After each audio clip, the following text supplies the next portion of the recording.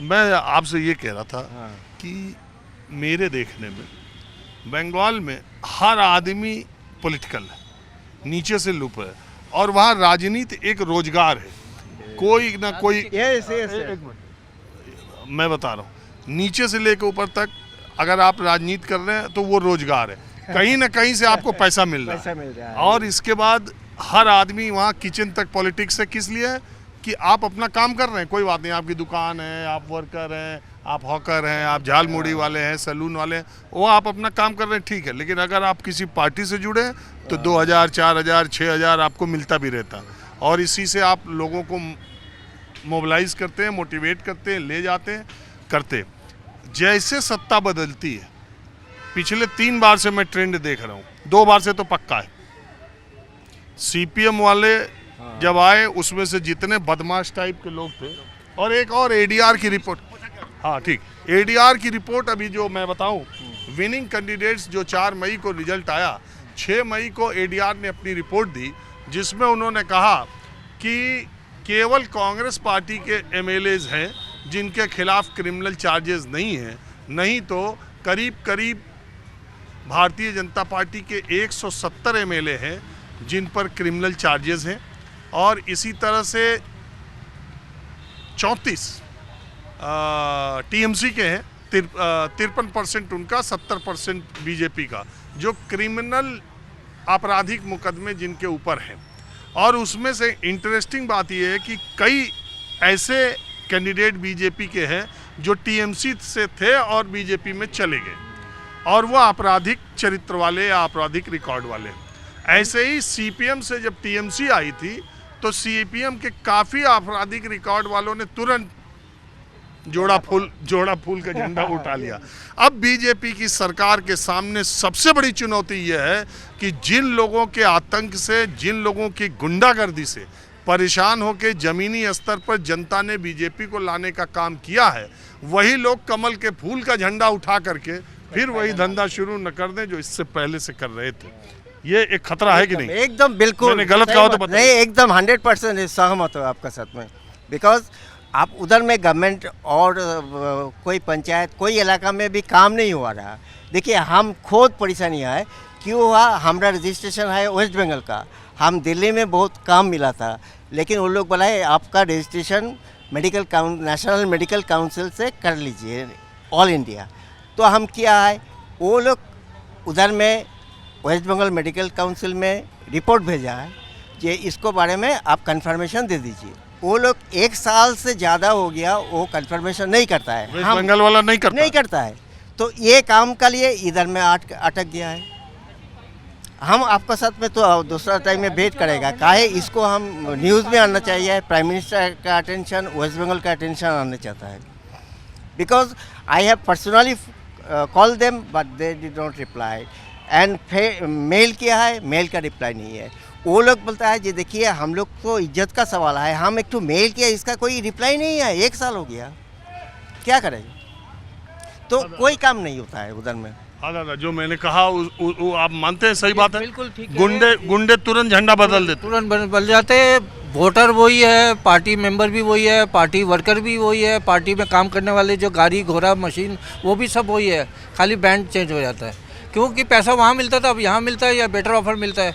और आप एक आजकल के दिन में एक बहुत आसान थी है, कोई भी पार्टी बनाओ आप, तो पहले ना हैबिचुअल, दूसरे पार्टी के हैबिचुअल ऑफेंडर है ना जिनको, उनको पहले आप तोड़ लो सारा, उनको पहले अपने ग्रुप में लो, क्योंकि हैबिचुअल ऑफेंडर किसी का नहीं होता, वो ऑफेंस के फेवर में होता है। टीएमसी का जो थे, सीपीएम का टीएमसी तो पहले ढूंढ के उनको ले आओ, कोई तुम्हें ये करा दूंगा, तुम्हारा केस खत्म करा दूंगा, तुम्हारा वो करा दूंगा, तुम्हें बरी करा दूंगा। यहाँ पे रेप केस में गुजरात में उनको लोगों को 12-11 लोगों को उन्होंने बाहर कर दिया, जो भी हो अलग। इसमें 63 लोग जीते हुए 63 एमएलए ऐसे हैं पश्चिम बंगाल के, ये एडीआर की रिपोर्ट है। 63 लोग ऐसे हैं जो महिलाओं के खिलाफ अपराध का ही महिला के अगेंस्ट में तो अपराध है क्या? आपको एक महिला के अगेंस्ट में तो, और बच्चों के अगेंस्ट में, और क्या रह गया अपराध? अब कुछ नहीं रह गया कोर्ट। आप देखिए, 2 ही तो रह गए, बच्चों के अगेंस्ट में, महिलाओं के अगेंस्ट या बुजुर्ग के ऊपर अपराध, चोरी डकैती, जो घर पे लोग रहते हैं ओल्ड एज वाले, उनको ऊपर चोरी। लेकिन ये हम लोग देखिए, अभी 5 लोग गिरफ्तार हुए हैं अभिषेक बनर्जी में। मेरे जैसा आदमी, चूँकि ये नई सरकार बने अभी 15, 16, 18 दिन हुआ है शपथ ग्रहण के, अभी 1 महीना भी नहीं हुआ, नतीजे आए, तो सरकार को ही सीधे दोषी ठहरा देना या सरकार से ही अभी सवाल पूछना अभी जल्दबाजी। अभी 1 महीना भी नहीं हुआ, लेकिन लॉ एंड ऑर्डर को दुरुस्त करना चाहिए।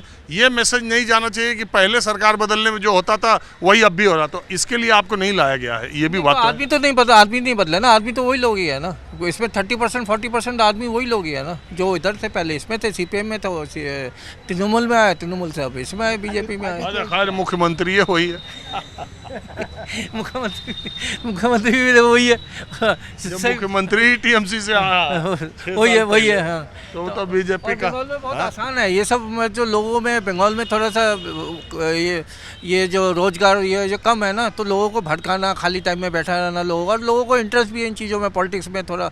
दिल्ली में लोग आते हैं मेहनत करके, घर बार परिवार छोड़ के आते हैं, यहाँ काम करना है, मजदूरी करना है, पैसे कमाना है, घर भेजना है। लेकिन बंगाल में तो तालाब में नहाओ, पान की तो चाय की दुकान में चाय की दुकान में इधर में चाय का दुकान में बैठ के जो सुबह से शाम तक वो लोग खाली अड्डा मरता है, कोई काम नहीं करता है। They have got lots of money funds from different sources.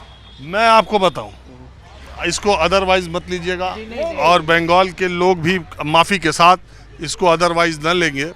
मैं अभी जाते रहता हूं बंगाल, बहुत जाता हूं, और इस चुनाव में भी गया, 2-3 महीने रहा मैं वहाँ।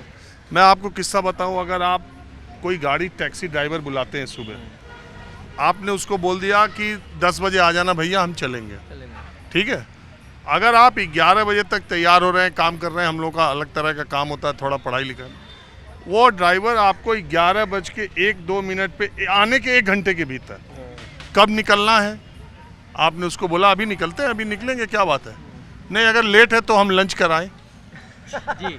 11 बजे लंच करने के लिए अब बताइए, हम टैक्सी मंगाए, हम उसको पैसा देंगे, और वो हमसे कह रहा है कि अगर आपको देर हो रही है तो हम लंच कराएं। दिल्ली में कोई ड्राइवर ऐसा बोल सकता है?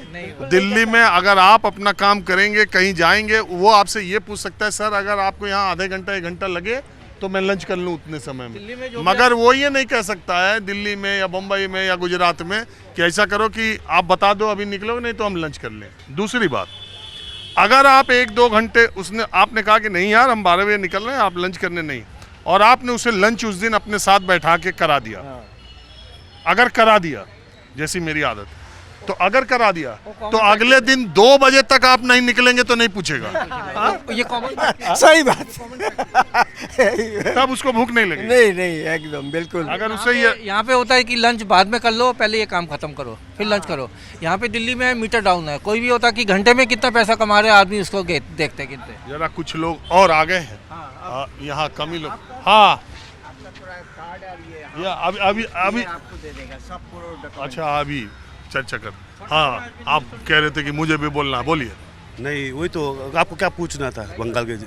यही जो वायलेंस हो रहा है अभिषेक बनर्जी पर, कल्याण बनर्जी पर, और नहीं होता था, और पहले नहीं होता था क्या वायलेंस? नहीं कब नहीं हुआ है, वही तो पहले नहीं होता। पोस्ट वाले चुनाव के समय भी, इस बार तो चुनाव में आफ्टर चुनाव भी।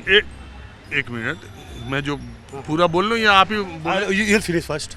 हम कह रहे हैं कि चुनाव के दौरान भी बंगाल में सबसे ज़्यादा देश में हिंसा वहीं होती थी, चुनाव के बाद और होती थी।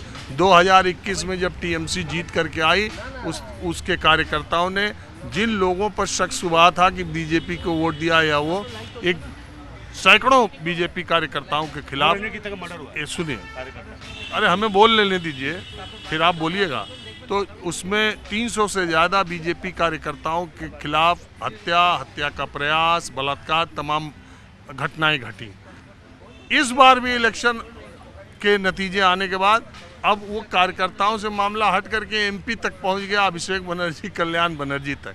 मैं ये कह रहा हूं कि ये जो कल्चर है बंगाल का, इस सरकार के आने के बाद आपको लगता है कि वो बदलेगा कि अभी वही चलेगा एक आध? अभी तो सरकार है, देखते अभी तो हम वेट एंड वॉच है, 6 महीना 7 महीना अभी रुकने दीजिए। अभी तो 1 महीना भी नहीं हुआ, आने दीजिए। ये लोग ने अपना कैबिनेट भी नहीं बनाया है ना, अपना डिपार्टमेंट भी नहीं बढ़ा, देखते अभी वेट एंड वॉच। पहले बीजेपी लाने वाला दार्जिलिंग है। अच्छा, आप कहाँ रहते? मैं दार्जिलिंग रहता हूँ, सिलीगुड़ी में भी है मेरा। कितने साल से रहते? मेरा परदादा, मेरा ब्रिटिश आर्मी, मेरा मेरा परदादा फर्स्ट वर्ल्ड वॉर खेल के आया था कांगो से, दार्जिलिंग में, जलपड़ में, उस टाइम से।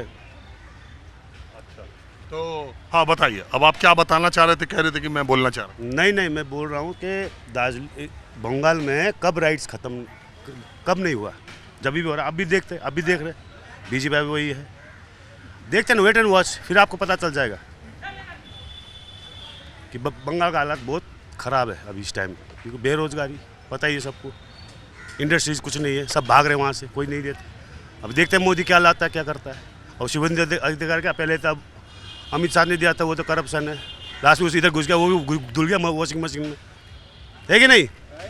हाँ, दार्जिलिंग क्या कह रहे थे? दार्जिलिंग वो तो चलो पीछे देखो, सुनिए, दार्जिलिंग में फर्स्ट एमपी बनाया, बंगाल, पूरा बंगाल में फर्स्ट एमपी बनाया क्या, जसवंत सिंह को हम लोगों ने वोट देके बनाया, अभी भी दे के आया, बीजेपी को। हाँ, फर्स्ट पैदा भी नहीं हुआ था बंगाल में, सीपीएम था, बस सीपीएम टीएमसी, कोई नहीं था।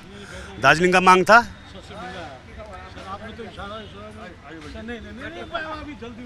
इशारा में बोल दिया था कि बंगाल कौन जीतेगा। नहीं, हमने कुछ नहीं, हम आइए, आप बंगाल से? हाँ, मैं बंगाल से नहीं हूँ, बंगाली है तो अच्छा, एक मिनट, बंगाली। देखिए, आप लोग ये कहने तो आते हैं कि आपका कार्यक्रम हम देखते हैं, बहुत अच्छा लगता है ये वो, अगर आप लोग हमारा साथ नहीं, आपको देख के आया हूँ। नहीं, अगर आप हमारा साथ नहीं देंगे तो सड़क पर रिपोर्टिंग करना वैसे भी मुश्किल है, और बाकी लोग तो स्टूडियो में ही बैठे हैं, एक हम ही सड़क पे घूम रहे हैं, और अगर आप लोग नहीं साथ दें। आपका प्रोग्राम मैं आज से नहीं, बहुत दिनों से देखता हूँ। अच्छा, ये बस इतना ही छोटी सी बात में, ये अभिषेक बनर्जी, कल्याण बनर्जी पे जो अटैक हुआ है, ये सब ड्रामा है, सब ड्रामा है सर, सब ड्रामा है, ये सब ड्रामा है सर। अभी आप देख रहे हो ममता जी शुरू से ही क्या कर रहे हैं, वो चाहते हैं फोकस में रहना। पत्थर फेंका, अंडा फेंका, हेलमेट लगाना। वो तो बोल रहा है, अभी तो आज टीवी में दिखा रहा था कि वो उनके अपने लोगों ने किया है, ये तो यही बोल रहा है कि तृणमूल का सपोर्टर था, वो तृणमूल का बूथ वो था, वो बूथ में बैठा है, उसकी टीएमसी वाला वीडियो दिखा रहा है, गोला कर रहा है कि बीजेपी का, टीएमसी वाला दिखा रहा है, बीजेपी वाला भी तो दिखा रहा है कि वो लवली मित्रा का वो है, क्लोज है। तो ये सब आप जानते हो अच्छी तरह से कौन क्या है। ममता जी हाथ से थोड़ी है, फाइल फाड़ दिया था, याद है ना आपको, जब संगमा वो थे, क्या बोलते हैं, सोमनाथ चटर्जी। हाँ, सोमनाथ चटर्जी, क्योंकि संगमा के सामने भी तो एक कुछ फाड़ा था। नहीं, सोमनाथ उनको चद्दर फेंका था, सोमनाथ चटर्जी पे फाड़ के फेंका, अकेली एमपी। आप सब जानते हो क्या है नहीं है। चलिए, ओके, थैंक यू।